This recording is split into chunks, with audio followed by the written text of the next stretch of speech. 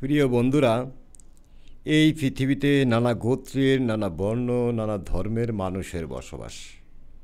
তবে সকলেই ধর্মীয় অনুশাসন মেনে চলে, তার নিজস্ব ধর্মীয় অনুশাসন মেনেই চলে। তবে আমি আজকে আপনাদেরকে দেখাবো বাংলাদেশে হিন্দু সম্প্রদায়ের ধর্মীয় অনুশাসনের একটি চিত্র। এই চিত্রতে দেখাতে চলেছি হিন্দু সম্প্রদায়ের লোকেরা সকালবেলা পূজা অর্চনা করেন থাকেন তাদের ধর্মীয় রীতিনীতি। পূজা অর্চনার যে পণ্যগুলো, সেগুলো তাদের সকালেই প্রয়োজন। এই পণ্যগুলো নিয়ে ঢাকার শাঁখারী বাজার তথা কোর্টকাছারিতে রাস্তার দুপাশে এই পসরা সাজিয়ে বসেছেন যেগুলো বিক্রয়ের জন্য।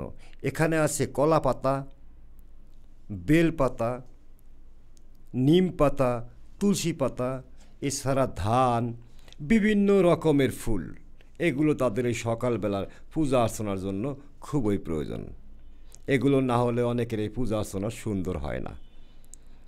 মহিলা কিংবা পুরুষ সবাই রাস্তার দুধারে লাইন বেঁধে বসে বসে বিক্রি করছেন, সেটা সকাল 7টা থেকে।